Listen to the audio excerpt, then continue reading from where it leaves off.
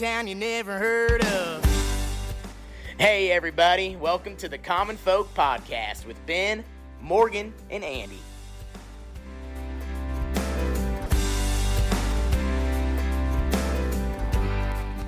Welcome back to Common Folk. What's so funny? I was just thinking something in my own head. You know the movie, where they're I can't even think of it now, where they're about ready to go on air with Not sure. and they're like back and forth. Anchorman? Yes, there you go. And they're just saying all this stuff, and they look like they're being really cute to each other, but they're like, fuck you, like, like. Oh, yeah. Ron Burgundy. Burgundy and, the You're Christina a Applegate. filthy whore. Yes. Yeah, you're a dirty pirate hooker. That's right, yeah. Yeah, and then they're just laughing, and they're like, Right, yeah, and all then that. it goes live, and then they put on exactly. the face. Yeah, That's what I was thinking of. I've never thought about that before. But You got to lock it up. Lock it up. Try it sometime. we just did. No, I mean, do it like before. Oh, okay. The little back and forth and button it up. So Yeah. Okay. All right. So, what's up, Andy? What do you got going on? Well, I wanted to get Jeff back in to the fold. You guys just had the one box out there in Broken Bow not too long ago. And for people that don't know, Jeff Mullinix plays a big role in the one box. It raised a lot of money out there, pheasant hunt. And we've had you on before, so I want to get you back on because when we left it off, you had a lot of irons in the fire. You still do. Still do. And kind of selfishly, I wanted to know where he was at with some of this stuff. And some of our listeners that I talked to are like, so where is it with that? Well, When we chatted before, we did a couple episodes with Jeff before, didn't we? Well, we talked about pop-up and where that's going. Yeah. So, Jeff, where is pop-up? It's the holidays. Is this a big influx for something like that, or do people already have their blinds purchased? Generally not. It's that time of year when duck season is in full swing. Mm-hmm. It does somewhat progress from Canada down south, of course. They start thinking about duck season in July, August in Canada, and then as the weather cools off down south. So we kind of follow that migration, if you will. But most people are not buying duck blinds for Christmas gifts. No. Most people aren't that cool. Yeah. Well, most people probably don't want to throw out. I'm not that they're expensive, but they're of course. That's a lot. And who's going to buy a gift for their loved one or their friend that it's a custom boat blind? It's not like it's going to be a surprise. Yeah, they got to be involved in the process, and the last thing you want to do is get somebody a blind that. Yeah. Yeah. Could you imagine you come home and 4 out of 5 days, Morgan's with the tape measure measuring your boat? You'd be onto her, I think. Yeah, calling some weird number on a guy she met online. Yeah, exactly. Just a little bit weird. Yeah, no doubt. I've never been waterfowl hunting. So what is the season? When's the time of year? It starts in Canada around the 1st of September. And Okay. in Nebraska, we're kind of unique. We have different zones, and so you could virtually hunt waterfowl in Nebraska early to mid-October all the way through almost the end of January. Oh, wow. In different areas. Mm-hmm. So you'd have to travel, of course. So out in the western part of the state, it's what's known as a waterfowl production area, so they get an extra 2 or 3 weeks of waterfowl hunting after ours ends in the beginning week of January. Do you ever even have time to do that yourself? I wish I did. That's normally what happens, right? Yeah, it's odd for us. So for most companies in the outdoor industry, they're buying products overseas, having it made in China. They bring in their containers, if you will, and in the springtime they send it out to their dealers and distributors and retailers, and then they use the fall or hunting season to go create content for social media and what have you. We're different in the sense that we're made to order, and you order a blind, and so here we are, still building blinds because we just can't keep up. You can't. It's the same story everywhere else. You can't find help, and at some point you hate to even look for help, right? Because you send stuff out, and then you got to get it back and pay shipping and fix it. And not that we don't make mistakes, but you have a little more quality control when you're doing everything yourself. So. Oh my gosh, that's so true. Yeah, we run into that. I was just looking back, and it looked like when we talked about your pop-up blind company, that was April of 22. I can't believe it's been that long. Yeah. Really? Yeah. We're Yeah. running up on our 100th episode pretty soon here. Pretty cool. Okay. Pretty cool. So, yeah, we went through just kind of all the background of that and what you guys do and the family-run brand and all that. I guess since then, has much changed for you guys, or still kind of trucking along? Things have grown, obviously. Yeah. That's the whole goal, I think, when we start a business is, and maybe sometimes you're careful what you wish for. Right. And we just looked at the video, right? Right. You want to grow a business, but man, there's so many, regardless of what it is, there's growing pains. I think you get started in your own business because you get tired of that thumb on you at some regards, or there's multiple reasons. You know, sometimes you just, there's a need or a service and you want to make some money, and but as it grows, it's almost like starting a whole new business because it creates a whole other set of issues that you didn't even think about. So things are growing. Social media, I was just talking with Andy. We had a reel a month and a half ago. Had a reel, had no idea. I've spent thousands of dollars on videos to post online and never got really any traction like I wanted to. And, you spend a couple $100 every month to boost it, and all these things happen. And everybody wants your business to manage your social media, and nobody can tell you how they would do it. But and then you post a reel, and it brought in 250,000 views or something. And it's like, I wonder how that happened. And I look at the content, and it's something I took off my iPhone that I thought was really dumb.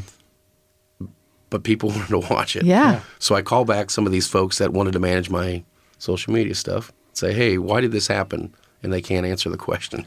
You can have my business if you can answer why this happened. Well, sometimes it just happens. Yeah. So I kind of got the understanding as I'm watching this that the flip top part of our blind, where it's unique to us. Everybody else just has a blind, and you stand up and shoot, and you try to stay covered. So total concealment, and that top flies open, is unique to us. So the last blind, we don't get many blinds at our place. We had one we were shipping out. I had my wife record some different angles of how we were going through the process. And a week and a half later, we're at 1.3 million views. So that's crazy. It's unbelievable. But it just, again, be careful what you wish for, because now all of a sudden you're answering a bunch of DMs, text messages, because I'm really free with how people to get a hold of me with my cell phone, because you want that. We talked about that last time. Like, is there going to be a tipping point or a threshold there? And, and look at us. We made him wait on us. I mean, this is a busy man. No, we're all busy, right? I mean, we're all busy. But this is why we do things. I mean, it's kind of, this is fun, right? We get together and we get to talk about what we do. And we all, there's things that we talk about to each other as business owners that we wouldn't talk to anybody else about, because they think you're whining and that's so true, bitching and moaning about things. They're like, suck it up. I wish I had your life. Right. And we don't, I mean, it sounds like we're complaining, but we're just really reaching out to folks that run their own companies and saying, is it really this way for you as well? Maybe we can get better. Maybe we can do things different. And we all find out, no, it sucks for all of us at certain times. Right, sure. Not that there's nothing wrong. There's not great moments that we all enjoy, course, but it's fun. The social media thing is so weird, and I've felt the same way about it, and that confirms it for me. Like, I feel like there's no rhyme or reason. It's really, they just decide when they want to reward you, and when they decide it, then you get it, and you get it big time, because they have so much control. You can sit there and you can throw money at it every day. I feel like we were doing that for a while, and I felt like the more I spent, the more I had to spend. I felt like if I was one of their folks on the other side watching my company do what it was doing, they were just kind of pulling the strings and like, okay, we can get him to spend a little bit more. If we only make it hit this many people, he'll spend a little bit more. Yeah. And they just kept doing that. Right. And then every now and then you'd get a bone thrown to you, and then you'd be like, oh yeah, it's like like golfing, like you get one good hit in a round and you keep coming back. One birdie. Yeah, and I just got done with it. I was like, man, it's not doing anything, and I can't find anybody that can tell me how to make it do anything like you're talking about, other than to just I felt like everybody's explanation was, you just have to stick with it. You just have to keep putting money into it. You just have to keep doing it. Yeah. And yeah, I'm sure there is something to that. I think you get rewarded by those companies by playing ball with them. Right. But man, yeah, it's definitely not like as simple as you would think, where I could put something really cool together and a lot of people are going to like it and it's going to take off like wildfire. That's not the case. And there's a little bit of that build a better mousetrap and they'll come. That's not necessarily the case in real business, and that's definitely not the case with social media, video content. Some of the best duck hunting videos I've ever seen, where the opening shot was slow-mo, snow falling, all this crazy music made you feel like the world is coming to an end, really got you tuned in. And I think it was produced by some big-time money, but it had like 200 views on YouTube. I'm like, whoa. And then you're talking about your 8-second reel had 1.3 million. Off an iPhone. Yeah. Off an iPhone. So and you were talking about boosting there. A social media guy, that one of those companies you're talking about, he says when you boost, you're just donating to Facebook or Instagram. You're just donating. He goes, don't do that. And in fact, I've heard where that can work against you. And I feel that might have happened to me on my YouTube channel, because I wanted to get monetized. I wanted to get followers. So I'm like, if this is what we got to do, spend $20 on this, spend $50 on that, let's do it. And now I'm not sure. I'm basically at the same point I was a year ago. Was it worth it to do it? I mean, I got followers, but are they engaged? Are they watching? It's really enticing too, because you'll have a post or a story or whatever Click here that does fairly well, and then they put it in front of you and they're like, hey, to hit another 500 people, just put $10 in it, or whatever. And you're like, what's $10? No big deal. Yeah. And then you try that, and then okay, whatever. And then you hit a bunch of people that may or may not even mean anything. Yeah. Yep. And that's interesting too on the YouTube side, where, I'm way too deep into this stuff, but some of the really small channels, I'm talking just a few thousand followers, they are raking it in big, because the few thousand followers they have are really engaged, buying their products, interacting, spending a lot of time on there, so they're making money on the back end and the front end. So I don't know. I think it kind of it makes me think of, I use that reference, build a better mousetrap. Well, it doesn't work in the real world. Why would it work online? Ben, you were talking about, you want to put a finite, and so do you, Jeff, right? You want to say, if I pay you $500 a month, I want this, this, and this.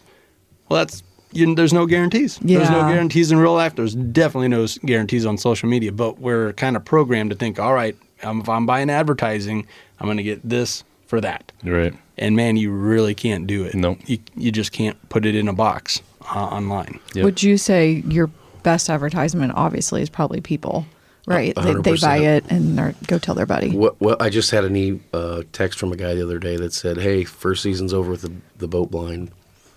I've hunted out of every boat blind in the market. It's the best one I've ever hunted out of. How cool is that? That's what I told my wife. I said, it's why we do what we do, because ultimately we have to make money to pay the bills and overhead and all these things. Yeah. But there's a moment in our lives where it doesn't matter what, for the customer, it doesn't matter if he had to pay $5,000 for that blind, he would have spent it. And if I made $5,000 on that blind, it didn't matter to me. It's something as simple as a text message that you get, says, hey, I've hunted my whole life. It's been the best blind I've hunted out of. I've got 3 of my buddies going to call you. And then literally in the next couple of days, this was Monday, so in the last 2 days, I've had phone calls from 2 of his buddies. Nice. Yeah. Saying, hey, they're sold. I don't have to do anything. I got to get their measurements and make the blind. So that's really cool. These buddies, they weren't bots. They didn't sound like AI bots. As long as they know how to give me their credit card number, I don't care what they are. Give me all the bots as long as they got good credit. So then you still have your wife and family helping too? A little bit. It's pretty much my wife. My dad's moved back from Texas, so he helps. Oh, good. Do work. And how fun is that to be able to share some time with your dad and your wife? And I don't know. It's not for everybody. And then there's times I kind of joke around with folks. It doesn't look like Duck Dynasty around our place. I'll never forget the first time I made my daughter cry, and 10 o'clock at night, she's up in her room, and my wife's like, go up there. I'm like, go up there.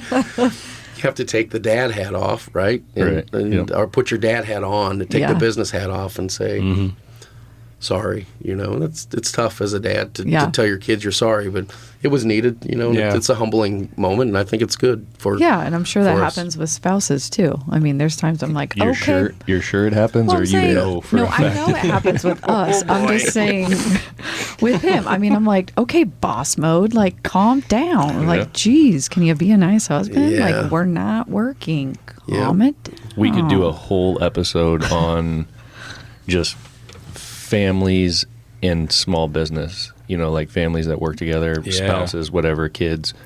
I hear so many people, and we've talked to other folks about this. They try to act like, it's so great. Like, we just get along so well. I love working with my wife. I love working with my husband, blah, blah, blah. I'd never have it any other way. They're full of shit, man. Like, there is good times, of course, but it brings in a whole nother dynamic that people just don't realize. Well, because we're human beings, and we've got that emotion that the reason we're together was because we loved each other and want to get married, and that's not always the case when You're deadlines working. and somebody made a mistake and this happened and all of these things come into play, and you have to separate yourself. I've not been good at it. It's very hard. Separating myself, and so I just say what I say, and you have to look and go, and it wasn't very nice, right? And you have to eat a little crow or whatever you want to say. You get it, right? And so I'm finding that this time of year, though, is particularly good because it's Christmas time, and I like Christmas. I like Christmas music, and the Hallmark Channel's playing up in the loft and Christmas music, and it just makes you feel good about being an American and owning an American business and working with your family. It really does. Yeah. I think what really prevails is how rewarding it is when your family all puts in the chips, and then you get that text message, best blind I've ever, and your wife sewed on it, your daughter helped out with this or that. I mean, the first thing I did was send it to our group family, right? The 7 of us group text, and because I want them to understand this is why we do what we do. That's what you guys have been working for. Like, there's the reward. Yeah. And then it extends out. I'll go back to Pull that a little bit closer to you. Yep. You guys, your successful deer hunt. Yeah. And you shot me that text message, Right, picture. right, yep. Garrett and I were freezing our nuts off on a hillside. We were miserable, and we weren't seeing any deer movement. But you shot me that picture of Morgan with your first buck, and we were both just so happy. Yeah. You know what I mean? So, like, it extends out beyond just, the people that you were talking about. You get to, I don't know, kind of siphon off a little bit of that reward and feel good about it. Because, we helped out a little bit. Oh, a lot, yeah. Garrett came and did that land survey, and he gets into that stuff, so he was excited, and I felt good for you. So it is kind of I don't know, unless you experience it, you don't really, really get it. You know what I mean? Do you think that's why some people, I know we're talking about getting it or not, working with families, decide not to work with their family because they just don't want to mess with it, and it's just easier to go somewhere else and then come home and be like, oh my gosh, Sharon at work, she was such a Well, that's the problem, or that's what makes it tough, is when you're at work, inevitably you're going to have conflict. Yeah. It doesn't matter, it's just going to happen. So if you're having conflict with someone that you don't have to go home with, it's a whole lot different. Like at the end of the workday, you go home, you can go talk to your husband or wife or whatever about that if you want to, or you can just blow it off and not worry about it until tomorrow, and then things kind of blow over overnight, whatever. But when that happens at work with the people you live with, like you just said, it just keeps going. And you go home, and it's not like, only live with, but you sleep with these people, right? Or this person, yeah. Or you say, go sleep on the couch tonight. Yeah. So you go home, and then you've got that to deal with. Like it doesn't just go away. You know what I mean? Like you can't just walk away from it. I just have you get kicked out to the doghouse. I was thinking, does your wife have a little pop-up line set up in the backyard for you? There you go. When you That's see what that it out is, there, oh boy, I messed up again. At least I'd be warm. Yeah. Exactly. It's a great endorsement right there. That's so funny. But how much of that is just because of how we were raised? Is as people, right? And we were never really taught how to do that. I think my parents didn't talk about it. No, it's and not we talk normal. about different things with our kids that you look at and wish your parents or somebody would have given you some knowledge of on how to deal with things like that. And freezing and walking away from somebody doesn't fix anything. It doesn't go away. To your point, Ben, it can go away overnight because it's somebody you just show up to work with, but not in a small business. Right. Yep. Well, and even at work, if you don't address it and hit it head on, and a lot of people don't, because we don't like, we don't like the conflict. We don't like making people feel bad or whatever for the most part. But if you let it smolder, it's going to get worse and worse. I had a boss in one of my previous jobs where his way of dealing with it was to just let them figure it out. Like there would be a scuffle, like you're talking about, between this gal and that gal, and he goes, "I just don't pay attention to it and let them figure it out." Like I'm telling you. That's not working. It's not working at all, and it's going to spill over, and it always did. But he had it in his head where, I'm not dealing with it. Like see no evil. Out of sight, out of mind. Exactly. Hear no evil. I do think the 24-hour, 48-hour rule that a lot of sports coaches, like our oldest athlete, went and got off and played D1 college ball, but a lot of the coaches, even growing up, were like, there's an issue, parents. Give us 24 hours, you need to calm down. Don't come and talk to me right after the game, whatever. I do think even that sometimes works where I'm like, okay, take it a second. If I'm still thinking about this tomorrow, 24 hours, 48 hours later, it's probably something I should address. And I probably would address it a little bit more calmly. But in the moment, that's a tough one when you're talking kids and sports. Yes. Yes. That's another realm of emotions, right? Right. But I just feel like if you're having that conflict at work or something, sometimes I'm in the moment, I just want to bite off his head. But I'm like, am I really going to care about this tomorrow? Is it really even worth it? Probably not. So let's just wait. Yeah. I don't know. I'm not saying I'm even the best at that. But I do think it's probably a good rule. You are mad at Ben a lot. Right? Am I? No, I'm just giving you a bad time. Feel like it. I'm seriously giving you a bad time. So rude. It's about time. I give you shit all the time. That's totally fine, Andy. I'll take it.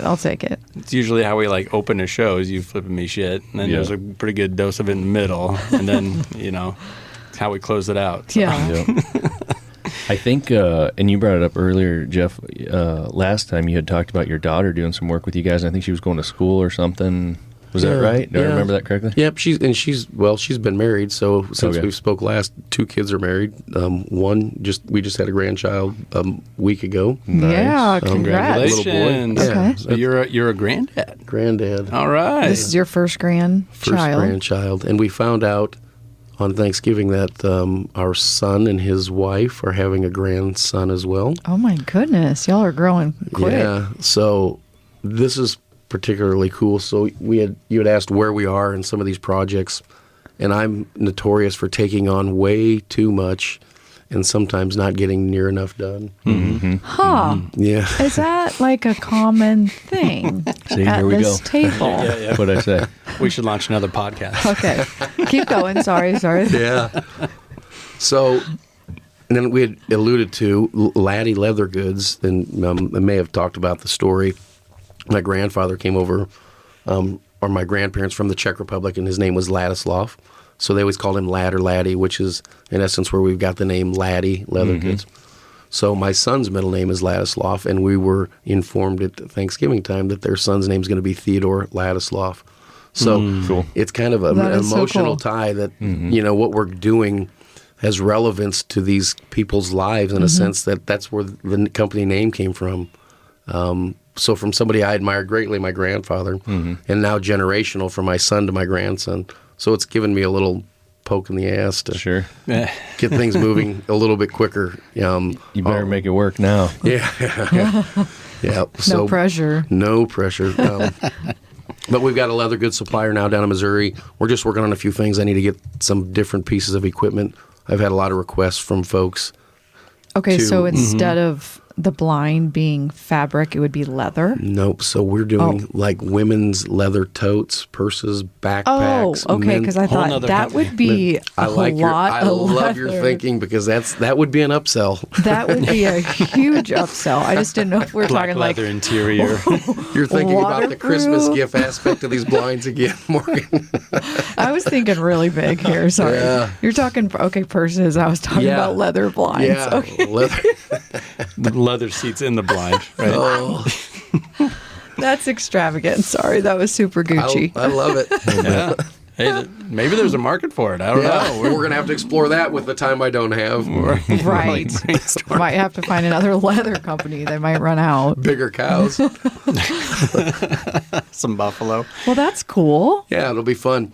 We've been donating quite a few items for. My mom passed away of breast cancer in 2015, and so it's, you kind of think about those things because Yeah. you had to watch somebody you love deeply go through that. And so what I've done on social media, or just talking to folks, it's a relatively common cancer for women, of course. It seems like most of the time on social media you'll see women post that they go for their last chemo treatment, in 2 weeks or 3 weeks, whatever it is. Yeah. So I've taken it upon myself at times to reach out to somebody in their friends group and say, hey, what about we have them send me, your friends and their family, send it to my house, cards of encouragement. And then I take and I make a leather tote with pink thread on it and the pink emblem, for breast cancer awareness on the inside on the pocket. And then I fill this tote with these cards of encouragement from their friends, and I send it to the woman. How amazing And try is to- that? And you think it's cool to get an email or a text from a guy Right, saying the duck right. blind's cool, when you get a message from somebody that you really know from a distance saying thank you for doing that. I mean, it gets pretty emotional for me. I'm an emotional guy. Yeah. And to read My that gosh. you actually made the difference or a difference in someone's life Yeah. was really neat. Wow. So we will continue to do that. That's just something that we can give back. We can give back in a lot of ways. Sometimes it's monetarily. Sometimes it's in ways like this where we can just facilitate something that hopefully makes somebody's day better. That's such a cool idea. So for any of your listeners Wow. as well, I sometimes you hesitate to let people know because it could have far-reaching consequences as far as how much time it takes. Right. And I fully expect that at some point we will have to pick and choose, unfortunately, which people we can send this to and which we can't. But until then, I do it as often as I can because it's enjoyable. Yeah, and it helps. of course. It helps me feel good about my life sometimes and giving back to others. The handmade leather stuff is so cool, and that's it has so much more meaning. And like you said, when you're giving it as that gift, as some encouragement and so on and so forth, it's not just like something somebody went and spent their money and bought something off the shelf. Like there's a lot put into it. There is. One thing interesting about leather goods versus duck blinds, if you screw up when you're building a duck blind, you can go pull the thread out and the hole kind of self-mends itself and you can resew it. So we talked about before about having employees and things getting messed up. Well, when you screw up in the leather goods business, there's holes now poked in that leather that don't self-mend, so you literally just throw that away or potentially trim it down to a different piece on there. But it's a whole different deal, and so some of that's why leather goods is more expensive as well. Number one, durability. Everybody loves the smell and the design work and things like that. But if you screw up, which we all do, it just gets tossed because nobody wants a seconds that's got holes poked all over around the leather. I bet your brain goes to like, what can I make with this little tiny thing? Like earrings? Like you just start, just because you don't want to waste it. Yeah. Ugh. So you're kind of starting with bags, purses, and are you going to kind of keep it condensed? Are you already looking at expanding into other products? Are you going to make like sheaths for knives? Or I mean, there's so many different things you could do. Wait, cool things. Make what? Like a Say it whole again? sheath. Oh, I thought you said sheets.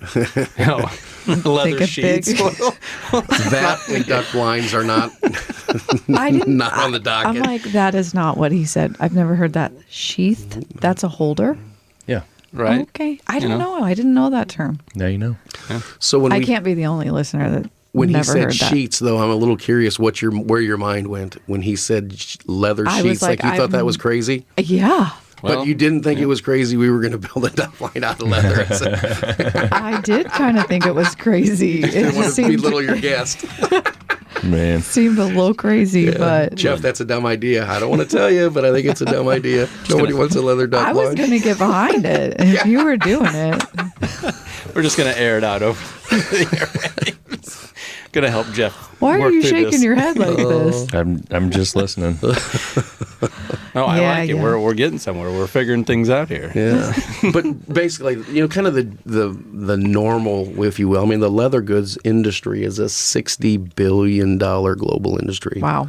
It's huge. It doesn't take long to figure out. You just need a little piece of that, and handmade type stuff. Yeah. With a story. I think that's where, as we go to Instagram and we go to the internet now and we look at people that are selling things or products, a lot of us are buying it because of the story. Right. That's where I find myself spending money nowadays. Yep. As long as the quality of the product aligns itself Yeah. with the story as well. Yeah.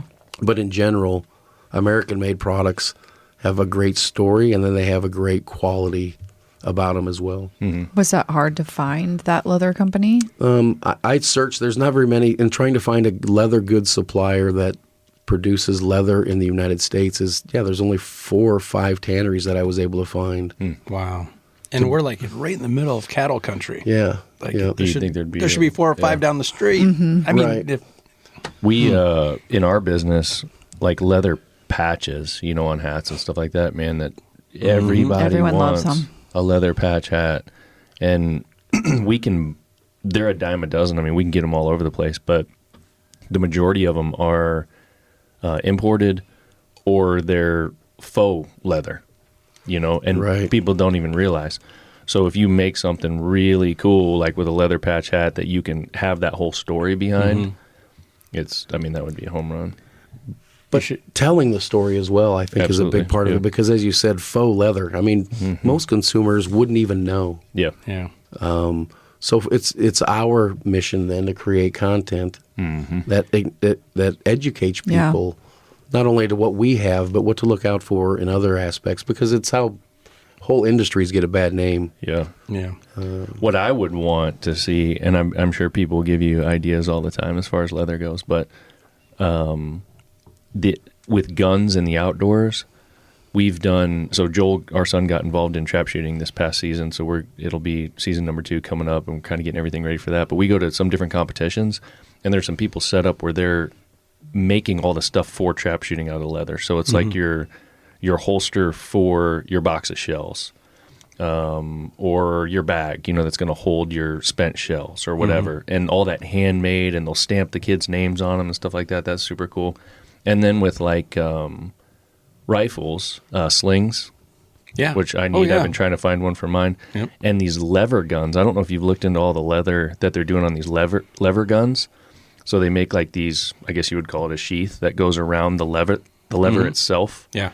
And then holders on the back of the stock that'll hold rounds, things like that. That stuff is so cool. I've been trying to find one for my gun. I just can't find anybody around. Like I see them online.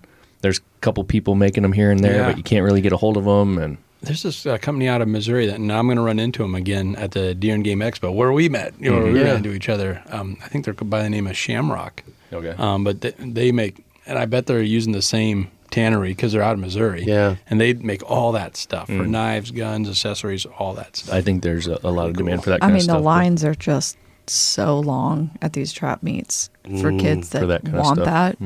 And Joel's talked about, and we're like, dude, you're like 20th in line. We're going to be here And all again, day. like when it comes to like shooting sports, as an example, hunting, the outdoors, most of what we're doing has some kind of backstory. Where'd your gun come from? Was it grandpa's gun? Was it dad's gun? What have you done with it? What was that hunt like that you took it out with? There's all this story. So when you build up all your accessories too, when you're out there trap shooting, that all have this cool story behind them. It's kind of all part of the deal. Well, that's a favorite, your favorite place to visit is like your uncle who has a story for every little thing, in his man cave. Those are the cool places and people that you like to visit.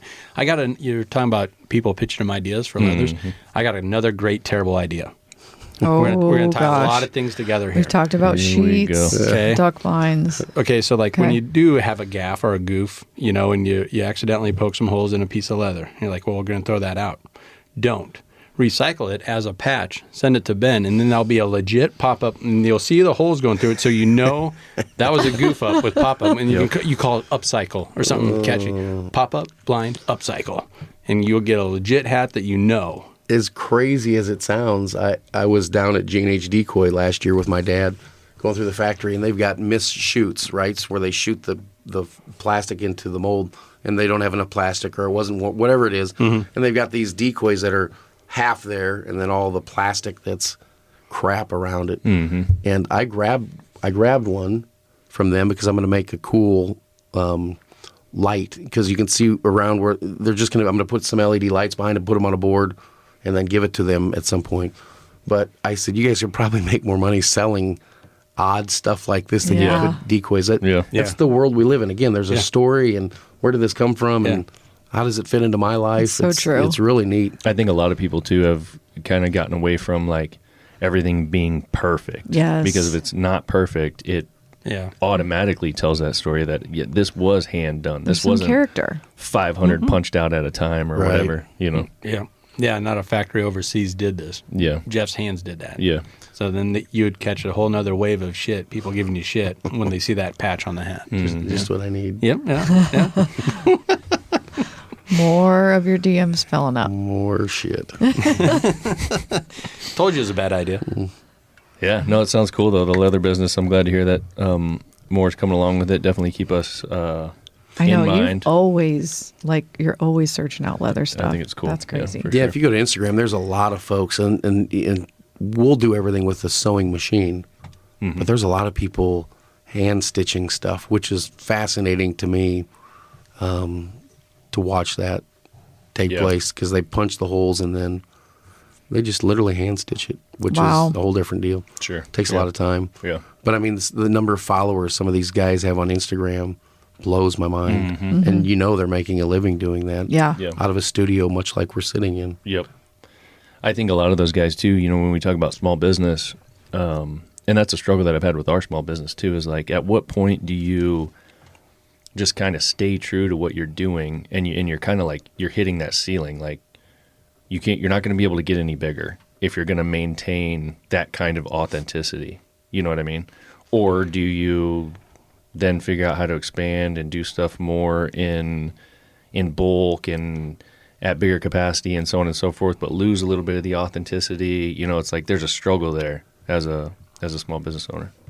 It's a huge struggle for most people. It's not for me, and I'm not because I'm better than anybody else. I have no desire to have 20 employees. I don't care if it made me $300 million a year. I have no desire internally to do something like that. None. I just want to be in my barn sewing, left alone to do what I want to do. When's enough, right? I mean, as we're younger, we all think, gosh, if I could just make $30,000 a year, I would be set for life. Yeah. And now you look Now and go, it's like, oh my Lord, if I only made $30,000, there'd be problems. Right. But I think we kind of get sucked into ways of the world, right? And we can talk about faith if you wanted to, or whatever you want to deal. But those are ways of the world, and we all get sucked into them. If we're producing 5,000 T-shirts a week, how do we get to where we can produce 7,000? Because that's our level of success. That's how we measure success.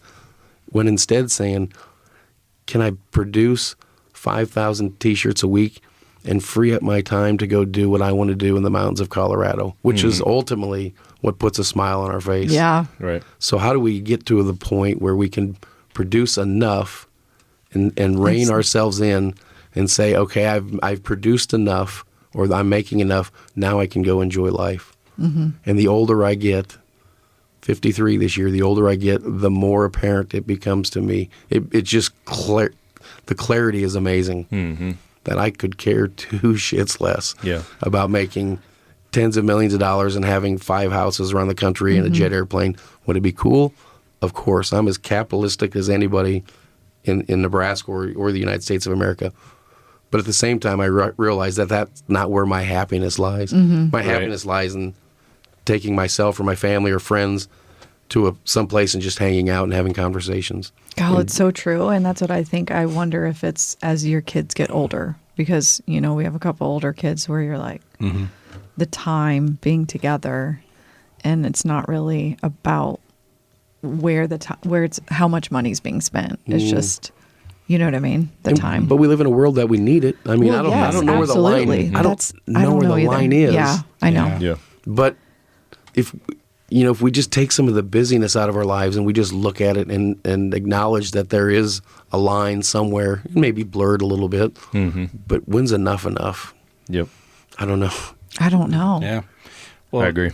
And you brought up a point, I think it ties into this somewhere, somehow, where you don't have enough time to hunt.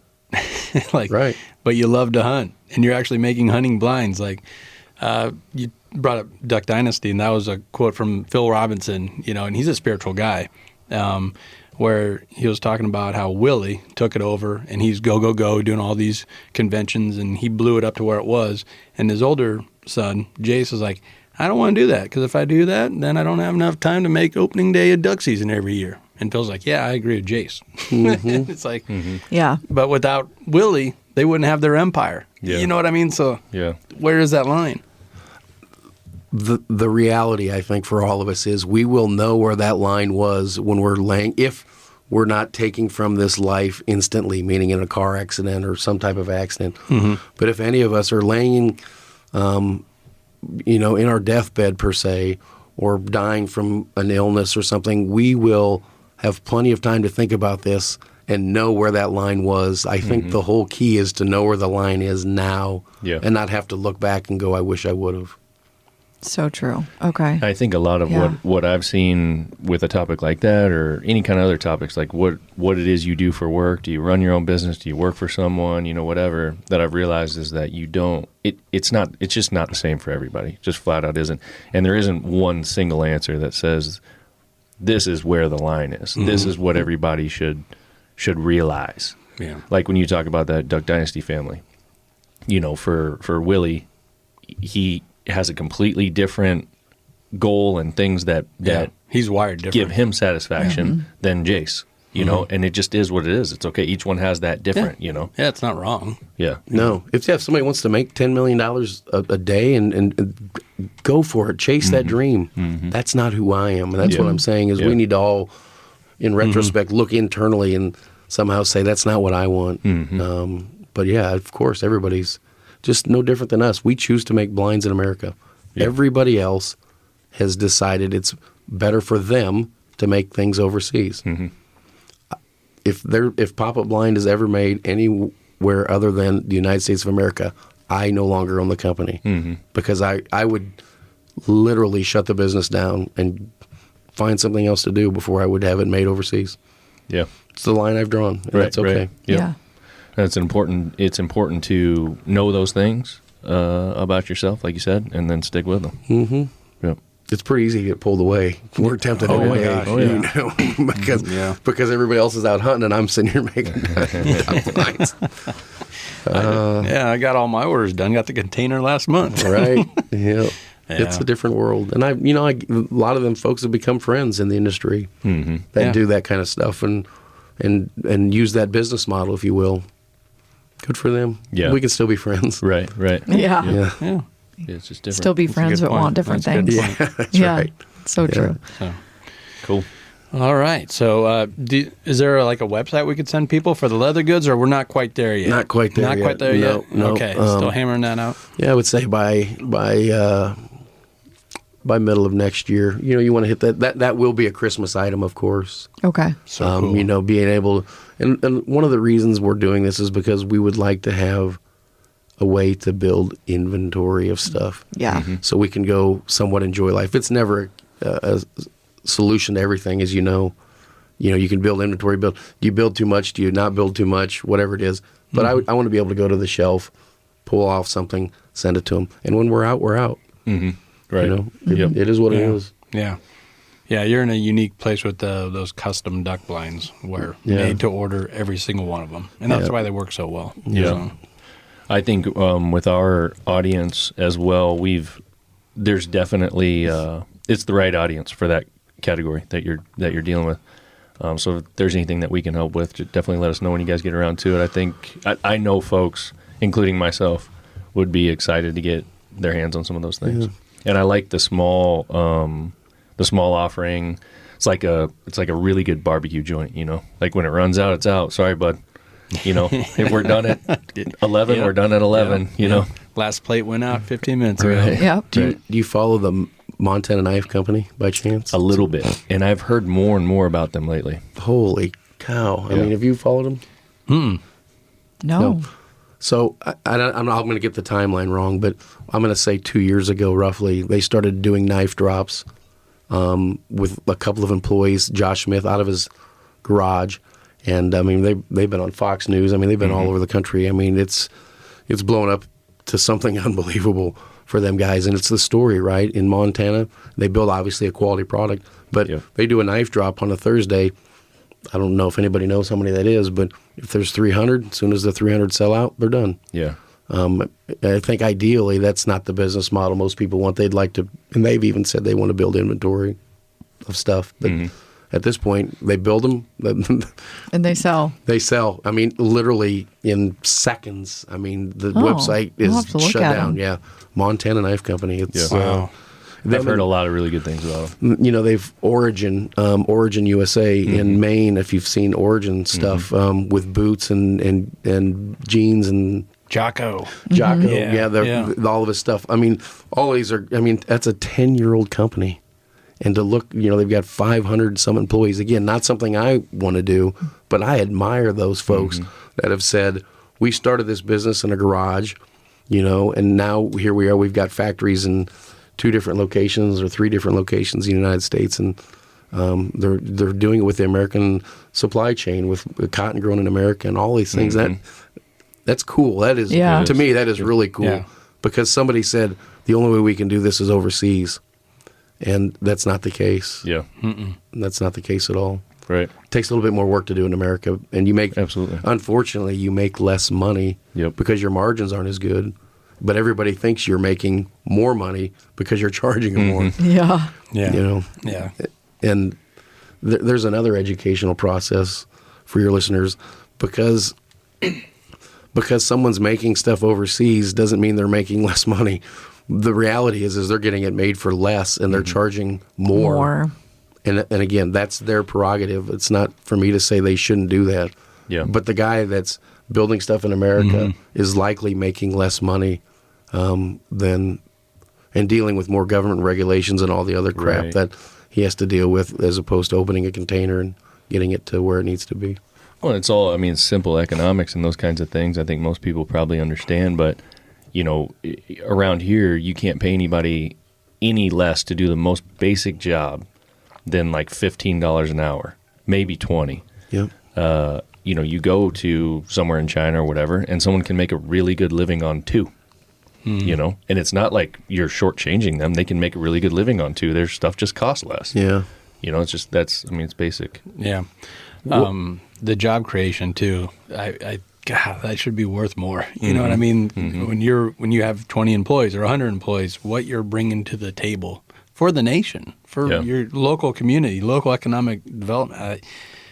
Just that alone should be worth more. I think you're talking about the fuzzy good feelings. Yes, of course you get that, but for some reason we get taxed and beaten down. And it's like, no, just ship it all out, fire everybody, have it made overseas. And as just a businessman perspective, monetarily that would make the most sense, and it does in so many cases. But it's not. I'm trying to figure out a way to say it's not right. It's tough. And again, we could have a whole podcast on this, but just doing business in the United States, as an example, what you're talking about, if I hire somebody in a different state, which I have multiple people that work for us in different states, there's rules on the books that now I have to start charging every single person that buys something from me in that state sales tax. where I didn't have to before. Yep, because you don't have a presence there. Yep. And I look at it and I go, hold on a second, XYZ state. I am sending money to your citizen. You are collecting income tax on it. I am doing you a favor by hiring your citizen. And what you want to do is beat me down and make me have to collect more and pay more. Yep. There's a lot of stupid rules like that make it really hard. Yeah. That I don't know if any of that stuff's ever going to get fixed, but there's a lot of that kind of stuff going on. Sure is. Collect more and pay more, and takes more time to now file that paperwork and do all of those things. Yep. Yeah. Yeah. 100%. But again, these are things that business owners talk about that the average guy would be like, "Oh, get over it. You make way enough money." And and again, I don't know what the line is, but it gets to you. Well, it makes you think twice about hiring someone from another state. Sure. Like, why mess is with it worth it? It makes you think twice about doing a lot of things that are really the right thing to do. Yeah. But it's that they're just going to cost you more. Yeah. This could be I know we're kind of winding down here. Yeah. But I want to get your thoughts on this real quick because it's shown the other side of the coin here. And we were talking about Bud Light, how they really had a gaffe a few months ago where they had Dylan Mulvaney. He's been a woman now for just over a year. He was on one of their celebrity cans. And that company has kind of tanked. They've taken it really bad. Some estimates are up to like $27 billion. Could you imagine losing $27 billion of shares out of your company? Crazy. It's being perceived as a last-ditch effort to try and bring Bud Light back. A lot of people are saying that brand is dead. Budweiser's fine. Busch Light's fine. Forget about Bud Light. You killed it. Yeah. They partnered with the UFC, the most manly, masculine thing ever. And Dana White's on the... Because they spend a bunch of money, I bet. And Dana White's on this kick where he's pro Elon Musk and all this, screw the woke community and this and that. And then he turns around and takes money from Bud Light. And they're their key feature now. And he's on a warpath right now saying Anheuser-Busch falls in line with more than any other client I've ever taken on as far as a sponsor. They employ thousands of United States Americans. They all their factories, everything is within the states. What they bring to the table economically to our nation doesn't compare to any other sponsor that I've had. And there's a lot of truth to that. I mean, so now it's like, oh my God, but I was beating the drum of Bud Light. He goes, think of all the jobs, the distributors, the guys that just deliver beer cans. You've seen those videos where I saw one. I was like, oh. A guy used to take. I was like, please just buy this beer. Yeah. This is my job. Exactly. Like, he didn't do anything feel bad wrong for him. Yeah. It really puts you in a spot there where you wouldn't think about that unless you heard it from a businessman that was loud and proud, like Dana White, saying, get off your high horse. Anheuser-Busch does more for our nation than some of these other companies that we've advertised with in the past. So, but it's always hard because you almost feel like you're giving them a pass at that point. Can you do any wrong? We all have to answer for those decisions we make. And to your point, the guy that's delivering the beer and there's so many people. I mean, that decision was probably made by a handful of folks. 5 people affected that whole company. Yeah, it was. Right. Yeah. So he's right. Dana White's right. But at the same time, you just feel like, you're giving them a free pass to do whatever they want to do in some regards. I've told some of my friends, because we talk about that kind of stuff all the time, and I saw where they were announcing, I think they're going to be part of the Super Bowl, and they've got the halftime show, and they've got all these big things coming. And I told my buddies, I said, that's the sad state of social causes and business and whatever in the United States, is that all it takes is some money. Throw some money at it. I don't know. Just throw a bunch of money at it, and then everything's okay. I was watching an interview about college football, and it was very prominent that he had a bunch of Bud Light cans in front of him, and my gears were just grinding. I'm like, get those cans out of the shot, But they were put there for a reason. Well, and they paid to have them put there. Oh, I know. Probably a lot. The back and forth just always gets me. Yeah, it's wild. But yeah, man, it's good to have you back, Jeff. It was fun to get caught back up.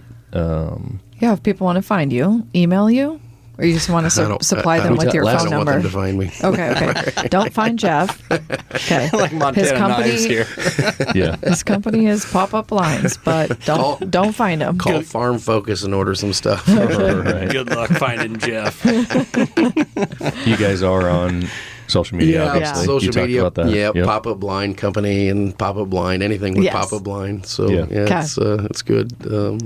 Very cool. As things progress with Laddie Leather Goods. I love that name. That's so cool. I think it's a story again, of For a sure. Czech immigrant, and I mean now multiple generations in America. So that's on us to Yeah, when expose that's that up and story. running, you'll have to come back. Yeah, I'm Yep. sure we'll be talking more about that. Yeah, for sure. Very cool. Very cool. Well, thanks for coming Cool. Yeah. again. Grandpa. Fun Yeah, stuff. congratulations, man. Yeah. Are you Yep. called Grandpa or Papa or? I don't know yet. He doesn't Your talk. He kid- doesn't talk. Well, I know, but okay, smartass. Have your kids not told you what they're going to call you? Okay, wrap it up. Right, yeah. One thing, either your wife or your kids are going to tell you what you're called. So Yes. You'll Yeah. just You just don't wait. know yet. I don't know yet. I've Okay, I've all right. been working in the barn. It's been it's 2 weeks tomorrow, I guess. All right, is- kids, if you're going to listen to this, you better tell them. Pony up, yeah. Yep. Give them a name. Very cool. Well, congratulations, Jeff, and thanks for hopping Thank back you. on. Yep. All right. It's Yeah, always man, we fun. appreciate it. All right. Anything Grandpa. else? Nothing else? Nope. You guys good? All Okay, right. peace. Close it out. See ya.